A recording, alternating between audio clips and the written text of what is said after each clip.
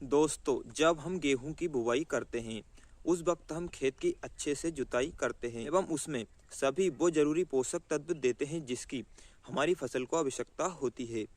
हमारा एकमात्र उद्देश्य यही होता है कि हमारी जो फसल है उसका उत्पादन हमें पिछले साल की अपेक्षा ज़्यादा ही मिले, पर ऐसा होता नहीं है।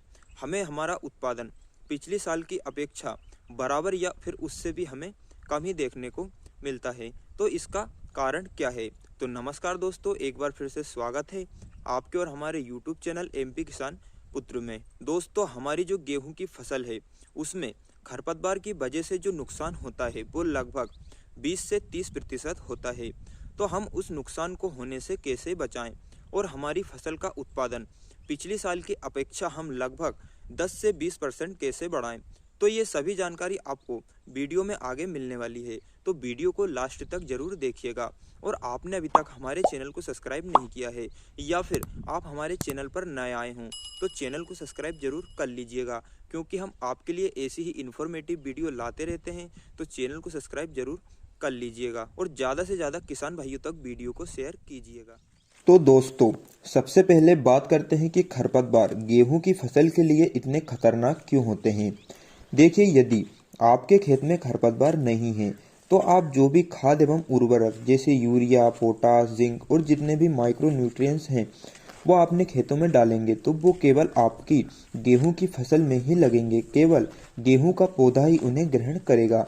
पर यदि आपके खेत में खरपतवार है तो आप जो भी खाद एवं उर्वरक डालेंगे उसका आधा हिस्सा खरपतवार भी ग्रहण करेगा।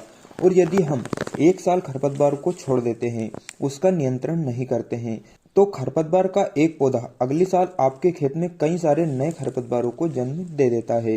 तो दोस्तों, आप यदि खरपतवार को सही समय पर छोटी अवस्था पर ही कंट्रोल कर लेते हैं तो इसका मतलब है कि आप अपने उत्पादन को भी बढ़ा लेते हैं। तो अब बात करते हैं कि इन्हें नियंत्रित कैसे करें जिससे कि हमारी फसल पर भी कोई प्रभाव न पड़े और खरपतवार भी नष्ट हो जाए। किसान भाइयों, गेहूं में दो तरह के खरपतवार पाए जाते हैं, एक चौड़ी पत्ती वाले खरपतवार और दूसरे सकरी पत्ती वाले खरपतवार। तो दोस्तों, मैं आपको दोनों ही प्रकार के खरपतवारों को नियंत्रित करने वाले टेक्निकल का नाम बताऊंगा, जिससे कि आप चौड़ी और सकरी दोनों ही प्रकार के खरपतवारों को जो है कि अच्छी तरीके से नियंत्रित कर सकते हैं। पर टेक्निकल का नाम बताने से पहले आपको कुछ सावधानियां बताऊंगा जो कि आपको दवाई का स्प्रे करने से पहले बरतनी है, नहीं तो यह आपकी गेहूं की फसल को नुकसान भी पहुंचा सकते हैं। दोस्तों, पहले तो आपको जितने भी खरपतवार नाशक है उनका सही डोज अपने खेतों के अंदर यूज करना है। कंपनी ने जो डोज निर्धारित किया है उसी हिसाब से आपको उसका इस्तेमाल करना है। दूसरा दोस्तों, खरपतवार नाशक का इस्तेमाल करते वक्त हमारे खेतों में पर्याप्त मात्रा में नमी होना चाहिए। तीसरा दोस्तों, जब हम पहली सिंचाई कर लेते हैं लगभग 25 से 35 दिनों के बीच में हमें इन खरपतवार नाशक दवाओं का इस्तेमाल करना चाहिए, ना ज़्यादा जल्दी करना चाहिए और ना ही ज़्यादा देरी से।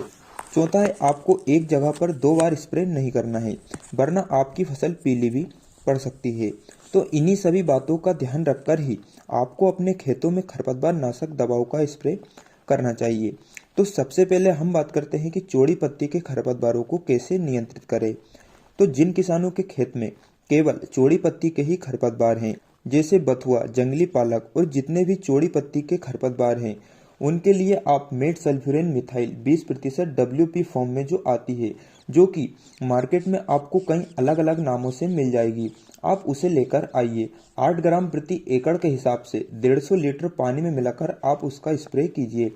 आपके खेत में जितने भी चौड़ी पत्ती के खरपतवार है वो पूरी तरह से कंट्रोल हो जाएंगे। इसके अलावा आप 2,4-D का भी इस्तेमाल कर सकते हैं चौड़ी पत्ती के खरपतवारों को नियंत्रित करने के लिए। पर जितना हो सके आप मेट सल्फ्यूरोन मिथाइल 20% का ही इस्तेमाल करें। ये धीरे धीरे काम करता है पर खरपतवार को पूरी तरह से खत्म कर देता है। अब बात करते हैं सकरी पत्ती के खरपतवारों को कैसे नियंत्रित करें। तो जिस खेत में केवल सकरी पत्ती के खरपतवार होते हैं उसके लिए आप क्लेडिनोफोप प्रॉपर जील नाम से एक टेक्निकल आता है, जो कि बाजार में आपको कई अलग अलग नामों से मिल जाएगा, आप उसका इस्तेमाल भी कर सकते हैं। पर यदि आपके खेत में चौड़ी पत्ती और सकरी पत्ती दोनों ही प्रकार के खरपतवार हैं तो फिर आप UPL की बेस्टा का इस्तेमाल कीजिए। इसमें क्लेडिनोफोप प्रॉपर जील प्लस मेट सल्फ्यूरिन मिथाइल दोनों का कॉम्बिनेशन पाया जाता है। ये दोनों ही प्रकार के खरपतवारों को अच्छी तरह से कंट्रोल कर लेता है, चाहे वो चौड़ी पत्ती के हो चाहे वो सकरी पत्ती के हो। इसके अलावा आप यूपीएल का एक और प्रोडक्ट आता है टोटल नाम से, उसका भी इस्तेमाल कर सकते हैं। इसमें सल्फा सल्फ्यूरिन प्लस मेट सल्फ्यूरिन पाया जाता है। ये भी चौड़ी एवं सकरी दोनों ही प्रकार के खरपतवारों को अच्छी तरीके से नियंत्रित कर लेता है। पर आप यदि बेस्टा का इस्तेमाल करेंगे तो आपके लिए बेहतर रहेगा। तो दोस्तों, आप इन टेक्निकल की सहायता से दोनों ही प्रकार के खरपतवारों को अच्छी तरीके से नियंत्रित कर सकते हैं। पर ध्यान रहे कि खेत में नमी पर्याप्त हो और डोज आपको निर्धारित जो कंपनी ने निर्धारित किया है उसी के हिसाब से लेना है, अन्यथा आपकी फसल को नुकसान भी ये पहुंचा सकते हैं।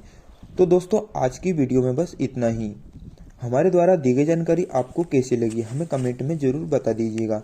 वीडियो आपको पसंद आई हो तो वीडियो को एक लाइक जरूर कर दीजिएगा और ज़्यादा से ज़्यादा किसान भाइयों तक वीडियो को शेयर कीजिएगा। तो मिलते हैं अगली वीडियो में एक और अच्छी जानकारी के साथ।